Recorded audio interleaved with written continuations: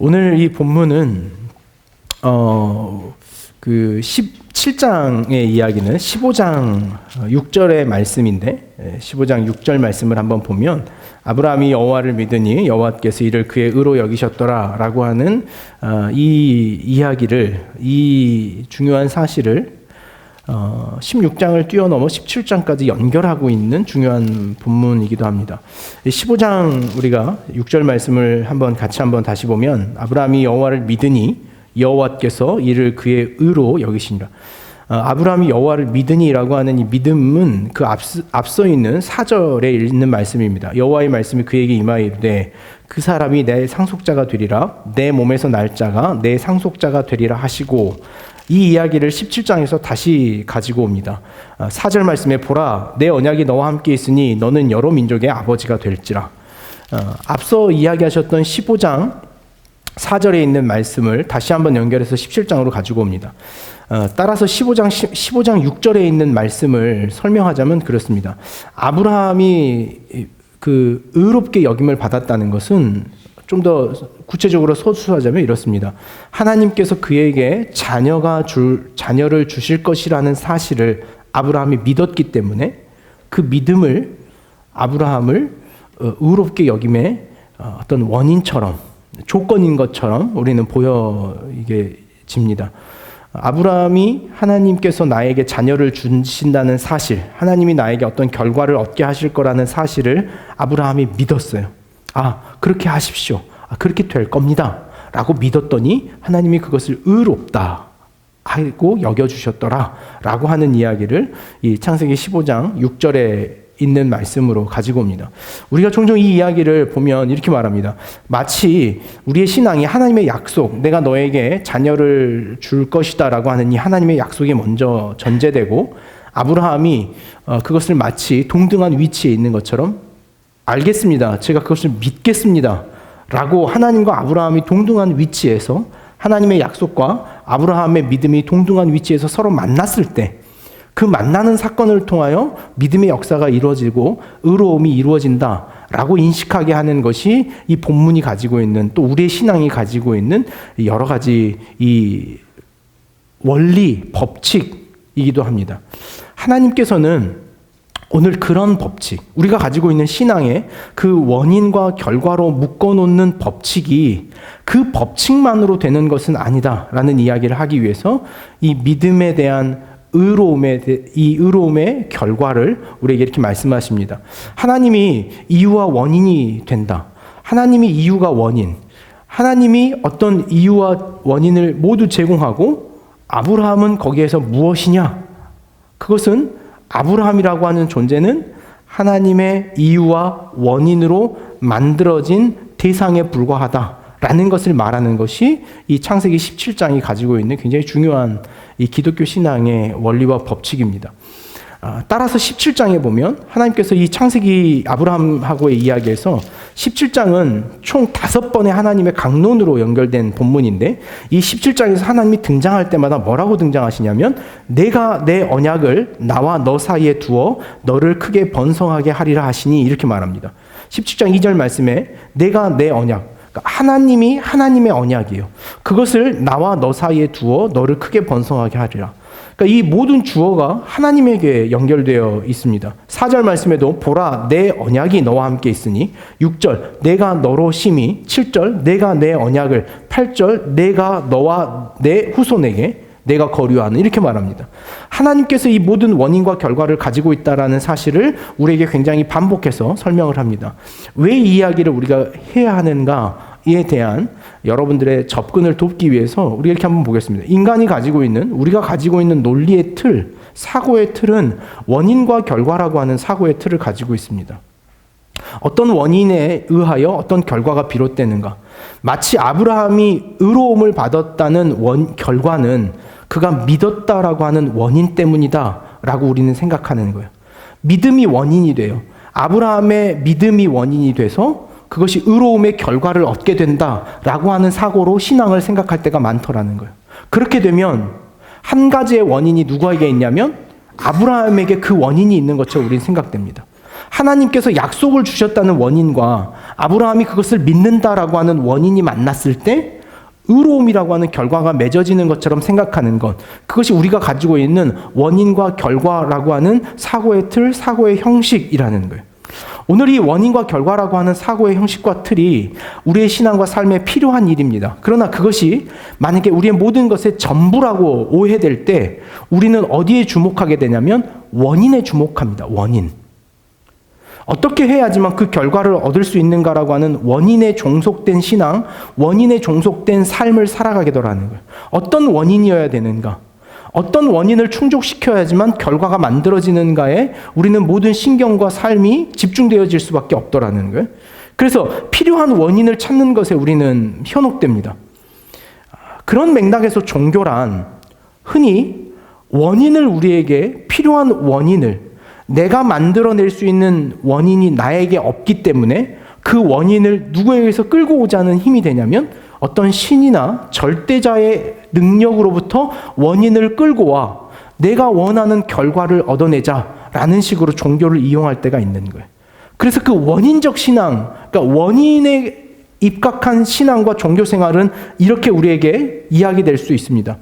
말씀을 묵상하자, 기도하자, 전도하자라고 하는 원인의 반복으로만 우리의 신앙이 이야기될 때가 있는 거예요. 말씀 묵상하십시오. 전도하십시오. 기도하십시오. 그것이 원인이 돼서 어떤 결과를 얻을 수 있는 거예요? 자신이 원하는 결과를 얻을 수 있다라고 하는 원인과 결과적 신앙으로만 우리를 붙잡는 거죠. 그럼 그게 잘못됐는가? 아니요. 그것이 모두 그릇되고 잘못됐다는 이야기를 하는 것이 아니라 그것이 전부인 것처럼 생각하더라는 거예요. 어떤 원인을 통하여 그 결과가 이루어질 것인가에만 주목하여 살아가는 삶의 구조, 의식의 사고, 인식의 틀이 오늘 우리의 믿음, 기독교 신앙이 가지고 있는 원인과 모든 이유가 하나님께 있다는 것을 우리로 보지 못하게 하는 잘못된 시선, 잘못된 사고, 잘못된 의식을 만들어내더라는 거예요.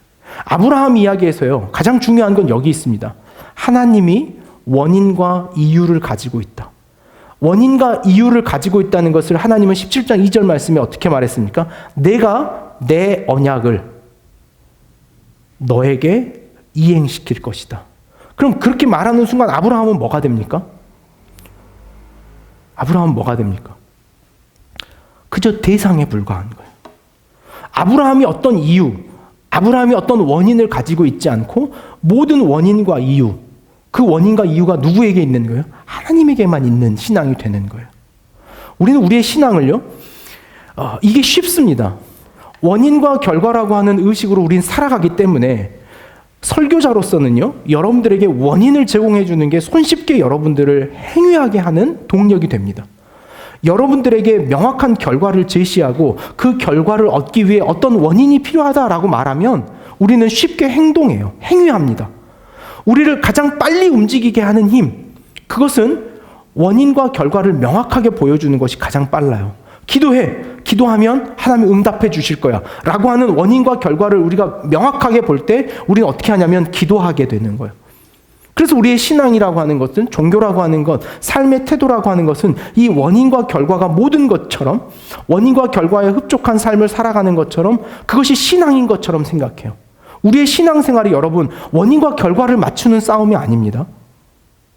우리의 신앙생활이 어떤 원인, 그 원인을 찾아내서 원인을 빙고하고 그 빙고된 원인으로 인하여 결과를 얻는 것이 우리의 신앙인 것처럼 착각해버린 것, 그것이 창세기 16장에 있는 아브라함이 하갈을 통하여 이스마엘을 낳는 거예요.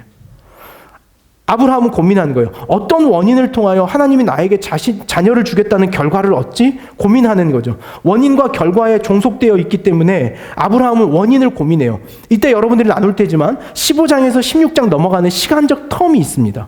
그 시간적 텀이란 아브라함이 원인을 고민하는 시간이었어요. 어떤 원인을 내가 충족시켜야, 어떤 믿음을 내가 보여야, 어떤 믿음의 행동을 내가 해야 하나님이 나에게 결과로 주시겠다는 결과를 내가 얻을 수 있을까라고 하는 생각 속에서 아브라함이 찾아낸 원인이 뭐냐면, 하갈이 있었다. 내가 꼭 사레가 아닌 다른 여인에게 찾아가서 아이를 낳는다면 그 아이를 낳는 원인, 내가 그 여인에게 들어가서 아이를 완성시킨 원인을 통하여 하나님이 나에게 이루려고 하는 결과, 어떤 결과요? 모든 민족의 열국의 아버지가 될 것이다 라고 하는 그 결과가 내 삶에 이루어질 것이다 라는 생각을 가지고 아브라함은 무엇에 집중하냐면요, 원인에 집중합니다. 어떤 원인이어야 될까? 창세기 15장에서 16장, 17장으로 넘어가는 것에 있어서 하나님은 그 원인에 관심이 없다, 원인은 나에게 있다라고 하는 것을 16장에서 어떤 현장으로 우리에게 끌고 가냐면요, 16장에서 아브라함은 믿음의 조상으로서 우리에게 믿음의 본보기가 하나도 없습니다. 아브라함이, 우리가 창세기 16장을 여러분들이 오늘부터 묵상을 했지만 창세기 16장에서 아브라함이, 여러분, 이 15장 6절에 있었던 아브라함이 여호와를 믿으니 여호와께서 이를 그의 의로 여겼더라. 그럼 아브라함은 어떤 존재입니까? 의로운 존재가 되었어요. 근데 그 의로움이라고 하는 것은 우리가 늘 도전하는 겁니다. 어떤 원인? 믿었기 때문에 아브라함은 의로워졌다. 그래서 그 원인에 맞추어서 원인이 완성된 것처럼 우리에게 이야기합니다. 근데 16장에 나타난 아브라함은 그 원인이 자신에게 만들어진 원인으로 인하여 이루어진 신앙과 삶의 고백이란 우리가 하나도 본받을 게 없어요. 16장에서, 성경 16장에서 성경이 여러분을 향하여 아브라함을 본받으라 이렇게 말합니까? 하갈을 본받으라 이렇게 말합니까? 누구를 본받으라고 말합니까? 16장에서. 아무도 본받을 것이 없는 신앙의 이야기가 나와요. 원인이 없는 신앙으로 갑자기 하나님은 끌고 가버려요. 우리는 아브라함이 믿었기 때문에 그것이 의로 여겼다는 원인과 결과의 원칙에 빠져 있는데 16장에 가서는 전혀 원인을 찾을 수 없는, 원인이 없는 신앙으로 우리를 끌고 가버리는 거예요. 여기에 아브라함이 가지고 있었던 16장의 실패의 근거가 있고 실패한 이유가 여기에 있는 거예요. 원인을 성경 우리에게 다시 한번 끌고 갑니다. 어디로 끌고 가냐면 오늘 모든 원인과 이유가 하나님께 있다는 것을 우리에게 말씀해 주는 거예요. 무엇이요? 원인과 이유가 하나님께 있다. 이게 기독교 신앙이 가지고 있는 구원의 신앙이에요. 구원의 신앙. 16장에서 원인을 찾을 수 없는 신앙의 모습을 보여낸 다음에 17장에서 하나님은 그 약속을 다시 끄집어냅니다. 내가 내 언약을 나와 너 사이에 두어 너를 크게 번성하게 하리라 하시니, 아브라함은 자신 안에 원인이 없다는 것을 발견했죠. 사례 역시 자신 안에 어떤 원인이 없다는 것을 발견합니다. 그리고 좌절하고 낙담할 수밖에 없죠. 왜요? 아브라함은 이제 길을 잃어버렸기 때문에 그래요. 아브라함이란, 그래서 창세기 12장에서부터 등장하는 아브라함이란 우리에게 어떤 신앙적 좌표를 만들어주냐면, 아브라함이란 하나님의 의지와 결단의 산물이다 이렇게 말해요. 아브라함은 아브라함의 어떤 우월적인 그의 가지고 있는 원인, 이유, 그것이 아브라함을 만드는 것이 아니라 아브라함은 하나님이 만들어낸 결과물이다 이렇게 말하는 것이 창세기 12장에서부터 등장시키는 아브라함의 이야기요. 그것이 역시 우리에게도 마찬가지입니다. 이제 우리가 그 이야기를 왜 이렇게 해야 하는지 한번 살펴보겠습니다.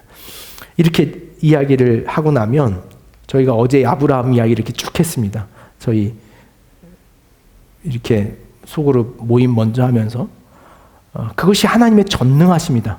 하나님은 전능하신 하나님으로 아브라함 앞에 등장하셨습니다. 17장 1절이죠.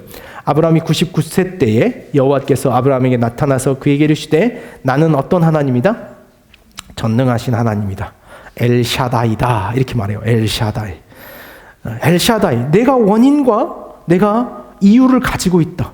원인과 이유는 나에게만 있다 라고 하나님이 아브라함에게 선포하시는 거예요. 그러자 어제 저희가 이 나눔을 계속했습니다. 그러자 제가 기다리던 질문이 나왔어요. 그 질문이 나오기를 바라고 있었는데 우리 중재가 저에게 질문을 했어요. 그러면 목사님, 그럼 인간은 뭘 하죠? 그럼 우린 뭘 하죠? 원인과 이유가 하나님께 있으면 그럼 우린 뭐 하죠? 그 중재가 어제 도달했던 그 지점, 그것은 우리가 얼마나 모든 사고를 원인과 결과 중심으로 하고 있는가를 드러내는 우리의 사고의 패턴이에요. 원인을 나에게 찾았어요. 그동안 신앙의 원인을 나에게 찾았습니다. 그러니 이제 그 원인이 우리에게 없다고 말해버리니 우리는 혼돈하기 시작하는. 그럼 난 뭐하지? 그럼 내가 그동안 신앙이라고 생각했던 게 뭘까? 내가 하나님을 따르며 하나님을 믿기 위해서 그 의로움을 얻기 위해서 했던 내 원인이 아무것도 없다니, 인간은 그 원인을 가질 수 없다니, 그럼 이제 난 뭐하지? 여러분, 이건 흔히 어디에서 경험되냐면요, 하나님의 전능성을 강조하면 하나님은 전능하시다, 하나님이 전부 하신다, 하나님이 다 알아서 하신다라고 하는 이 엘샤다이의 하나님의 전능성이 우리에게 드러날 때 우리가 느끼는 마음이에요. 그럼 하나님이 다 하실 거면 우린 뭐 하지? 그럼 난 가만히 있어도 되겠네. 난 뭐 가만히 있어도 하나님이 알아서 하시겠지. 이것이 바로 하나님의 전능성이 가지고 있는 원인과 결과로 풀지 못하는 우리의 고민과 질문이에요. 창세기는 그 이야기를 우리에게 합니다. 우리는 원인과 결과의 문제로 이 싸움을, 신앙의 싸움을 계속한다면 반드시 해결되지 않을 문제가 여기 있는 거예요. 원인과 결과를 우리에게 찾는 한 전능하신 하나님은 없습니다. 왜냐하면 하나님의 전능성은 항상 무엇과 같이 있어야 되니까요. 하나님의 전능적인 약속이 있더라도 내가 그것을 믿지 않으면 하나님의 전능성이 어떻게 되는 거예요? 깨질 수 있다는 거예요. 어제 우리가 그래서 잠시 나눴어요. 이 문제. 그것이 창세기 17장 소돔과 고모라 이야기 안에 있는 거예요. 의로운 사람이 있는데 하나님의 심판이라고 하는 온전성은 그 하나님의 온전하심을 다시 깰 수 있는가? 그것이 소돔과 고모라의 아브라함이 던졌던 실존적 질문이었어요. 신은 과연 하나님은 세상을 온전하게 하기 위해서 당신의 온전함을 인간에게 의존해야만 되는가의 문제인 거예요. 이건 어저께 저희도 하다가 그냥 그만큼만 하자 이렇게 하고 넘어갔습니다. 명절 앞두고 어려운 이야기 하지 말고, 하나님의 전능하심이라고 하는 건 굉장히 중요합니다. 하나님의 전능하심이라고 하는 것이 강조되면 인간의 의지와 책임이 사라지는 것처럼 생각돼요. 우리는 하나님이 전능하시다라고 생각하면 내 책임과 내 의지, 그럼 그건 없는 건가? 돼요. 여러분, 그러지 않겠어요? 그런 생각 덜컥 안 드십니까? 하나님이 알아서 하신다 이런 생각을 딱 하면 그럼 우리는 뭐 할까? 난 어떤 책임과 내 어떤 의지가 있지? 라고 생각하는 거죠. 여러분, 성경이 말하는 구원이란 인간에게서 원인을 찾을 수 없다라는 것에서부터 출발합니다. 근데 성서적 구원의 개념인 거예요. 구원을 만드시는 분은 누굽니까? 구원을 만드시는 분은 누굴까요? 구원을 만드시는 분, 그건 하나님이죠. 하나님의 창조니까. 구원이라고 하는 우리가 이 개념을 한번 생각해 봅시다. 이 구원이라고 하는 개념을 이루시는 분, 만드시고 완성시키시는 분, 그분 누구예요? 하나님이시죠. 구원이라고 하는 이유와 그 안에 있는 원리와 근거와 그 최종의 완성을 창조하시는 분은 오직 여호와 하나님이다 라는 것이 인간이 고백하는 죄에 대한 고백이에요. 하나님, 저는 안 됩니다. 전 불가능합니다. 저는 구원을 이룰 수 없습니다. 이것이 하나님께 대하여 모든 원인과 결과와 이유를 맡기는 신앙인 거예요. 이 신앙의 고백이 있을 때 우리는 뭘 경험하냐면 하나님이 만들어 놓으신 이유와 원인 안에 구원이라고 하는 결과를 맛보게 되더라는 거예요. 우리의 착각은 무엇이냐? 인간의 신앙과 삶이 가지고 있는 착각, 그것은 우리가 원인과 이유를 만들어낸 구원을 완성시키려고 하는 것에 우리의 착각이 있는 거예요. 내가 만들어낸 원인과 내가 완성시킨 이유로 내가 만들어 갈 수 있다. 무엇을? 구원을 내가 만들어 갈 수 있다. 라고 착각하는 것에 대하여 하나님이 이 땅에 드러내신 방법이 뭐냐면 예수 그리스도라고 하는 방법이에요. 아브라함이라고 하는 방법이에요. 너희는 할 수 없다. 내가 그 원인과 이유를 가지고 있다라는 거예요. 이렇게 좀 봅시다. 원인과 결과라고 하는 법칙으로 세상을 보는 원리를 행위의 원리라고 표현을 합니다. 행위의 원리. 행위의 원리란 내가 어떤 행위를 하여 그 이유를 완성시킬 수 있다라고 생각하는 것이 행위의 법칙이에요. 기독교 신앙이 이 행위의 법칙에 우리의 구원을 묶지 않고 무엇에 우리의 구원을 맺냐면 하나님의 은혜의 법칙에 우리를 구원하심을 인식시키고 묶기 위해서 오늘 이 아브라함이 가지고 있는 행위의 원칙을 반드시 깰 수 있어야 되는 거예요.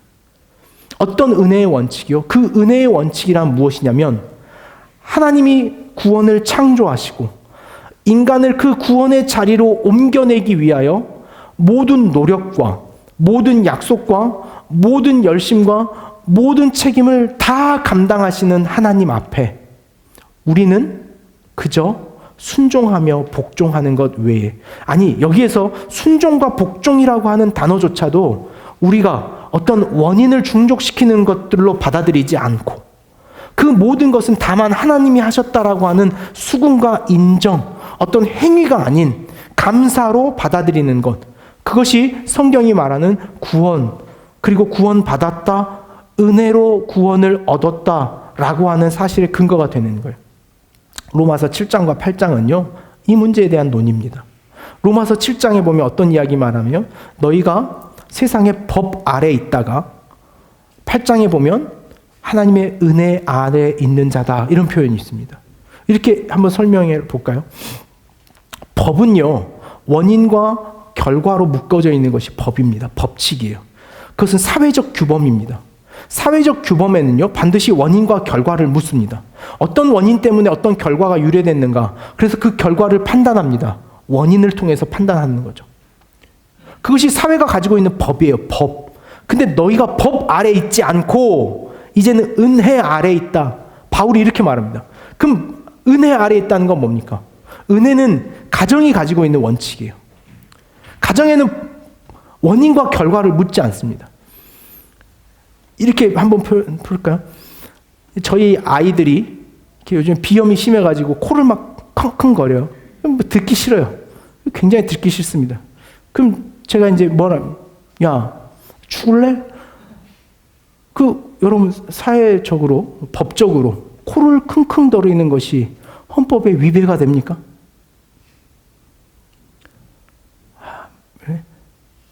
위배가 되냔 말이에요. 코를 킁킁거리는 게 법적으로 무슨 하자가 있습니까? 형법과 민법과 아무것도 안 걸려요. 근데 부모는 그 킁킁거리는 자식을 고치고 싶어서 뭐라고 협박하냐면 죽여버린다 그래. 저만 그런가요? 양집사님 안 그러시죠? 죽인다 이런 말 안 하시죠? 저는 한 번만 더 킁킁거리면 죽일 수도 있다. 의진이는 참 좋은 아빠를 만난 줄, 그 한 가지만도 감사하며 살아야 돼. 킁킁거리는 건 법적으로 원인과 결과를 묻는 법적인 것에서 아무런 문제가 없습니다. 그러나 부모가 자식을 보는 건 그건 늘 불편한 일이에요. 그건 바꾸고 싶은 문제예요. 그게 은혜의 법칙이에요. 반대로 은혜의 법칙은 내 자식이 세상에서 누군가를 부지중에 죽이고 말았어요.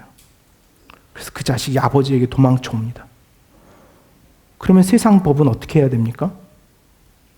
그 아이에게 마땅한 형벌을 내리는 것이 사회적 법이에요. 그러나 부모는 어떻게 합니까? 그 킁킁거리는 것을 못 참았던 부모는 자식이 부지중에 누구를 죽이고 왔다는 이야기를 듣고 가슴에 품는 거죠. 내가 했다고 하자. 아들아, 너 말고 내가 했다고 하자. 내가 했다고 해서 넌 살고 내가 대신 죽자. 이걸 말하려고 하는 거예요. 아브라함 이야기를 통해서 구원이란, 하나님이 우리를 대상하시는 이유란, 하나님이 우리를 이토록 부르시는 이유란, 하나님이 아브라함을 포기하지 않는 이유란, 내가 너를 이렇게 품었기 때문이다. 이 이야기를 하기 위해서 창세기 15장과 16장, 17장에 아브라함이 어떤 실수에도, 그리고 나서 아브라함이 실수를 안 합니까? 또 해요. 이삭 낳기 전까지 아브라함이 한 것이라고는 하나도 본받을 것이 없습니다.